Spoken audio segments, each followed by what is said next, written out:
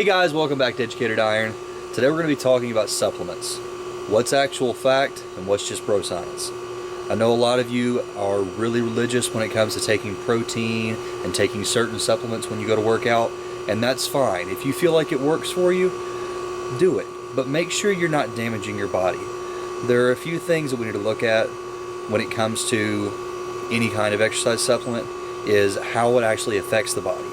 Is it actually worth taking, is what I'm getting at. The biggest category that I feel like people really like but don't actually pay attention to what they're taking in is pre-workouts. Like I said, a lot of you are probably very religious when it comes to taking certain supplements, but I want you to make sure you know what's actually in it before you're taking it. That way you're not hurting yourself. A lot of companies are really bad, especially with their pre-workouts, about putting energy blend or matrix on the back of the bottle and not actually telling you what's in it, not telling the exact proportions. And while that isn't inherently dangerous, it can be kind of confusing as to what's actually helping you. You might be getting a huge energy rush off of a pre-workout, and that might just be because there's 3,000 milligrams of caffeine in it, which is not good for your heart. You know, watch your caffeine intake, especially when it comes to high doses like that in such a short amount of time. But the biggest culprit when it comes to this kind of stuff is probably pre-workouts, because they can put so many things in there and convince you that they're going to be good for you or going to aid you in your exercise, but that isn't always true. I'm actually really guilty when it comes to taking certain supplements and not actually going through and researching what I'm actually putting into my body, and luckily I haven't noticed any kind of side effects from that, any lasting damage, but some people have, and some of these supplements that I'm talking about have either been banned or removed from the shelves because they've caused injury or they've caused harm to other people, be it they had a pre-existing condition that interacted with the blend that they were using, or they overdosed on it. And that's a very real thing. You can take too much pre-workout. There's a reason it says 1 to 2 scoops on the bottle, I promise you. Now, I'm not going to sit here and tell you that certain supplements are bad for you, because everyone reacts differently to almost everything. So just do your research, and if you're going to try something out, please be very cautious when you first try out a supplement, because you don't know how you're going to react to it.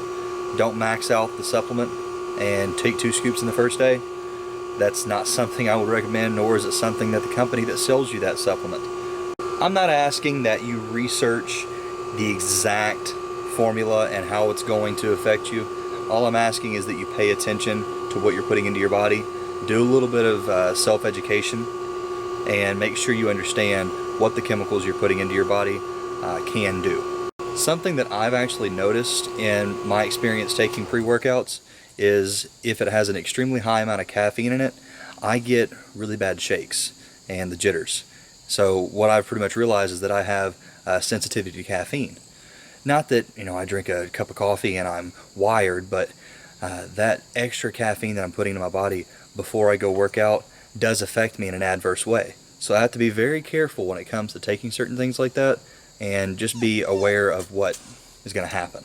Now, something that I've learned in my experience with taking pre-workout supplements is that some have affected me in more adverse ways than others, and I think that's what's actually driven me to be more cautious with how I take supplements, because now I'm a little more reserved when it comes to taking that first dose.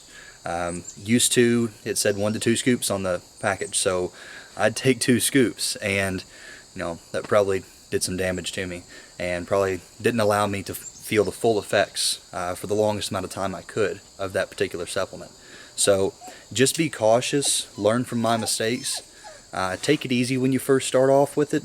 Now, the supplement companies that you buy these from, they actually tell you the exact same thing, and most of them will say take 1 to 2 scoops based on tolerance.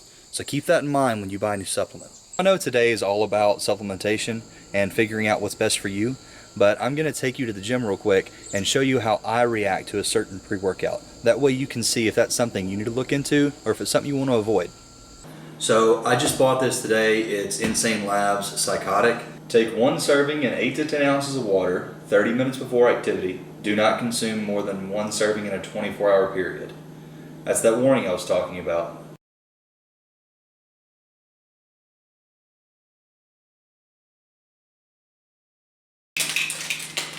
Very green.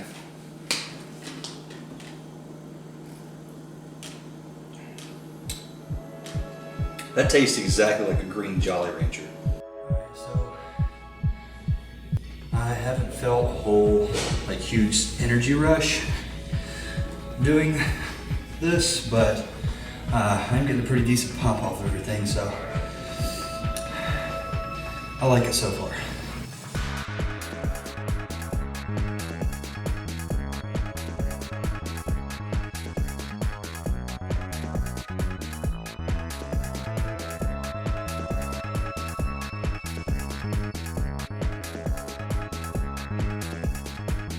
Alright, that pump is still going.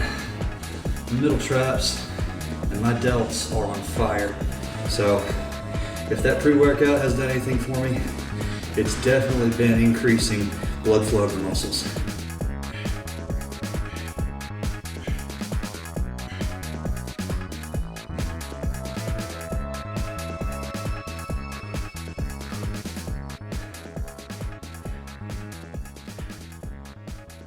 Something else I want to talk to you guys about is picking the right supplement for your fitness goals. If you're trying to add muscle, a couple things that I would recommend are BCAAs, obviously a good protein powder. If you don't have the ability to eat whole foods directly after your workout. Whey protein does have a lot of research behind it saying that it absorbs extremely fast, which is what we want post-workout. But ideally you want to get all your nutrients, all your macronutrients from food as opposed to supplements. So if you can, chicken, fish, beef immediately after a workout is what I would recommend over a protein powder. But if you're going to do a protein powder, whey protein, and make sure you're getting a few carbs after your workout as well, because those are just as important as getting protein right after your workout. We're talking about cheap, natural ways to increase energy in the gym. A regular black cup of coffee will do you just fine. If you're not a coffee person, teas are really good. I don't really recommend doing an energy drink before you come work out because it's got so much sugar in it.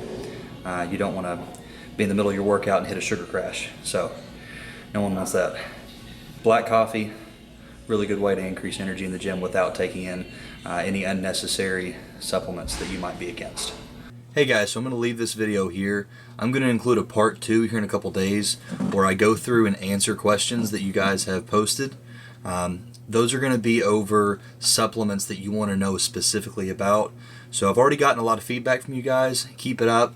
I'll try to upload that on Thursday or Friday depending on how many requests I get. So if you've got a specific question about a specific supplement or a specific chemical, please comment on the video, tweet at me at EducatedIron or any other account that I might have. Make sure you let me know so I can get that information to you. Remember to like, comment, subscribe. Really liking the activity that we've got going on the channel so far. You all seem to really enjoy the kind of stuff that I'm doing. If you like these kind of videos, please let me know. If you just absolutely hate them and you want me to do something different, please let me know.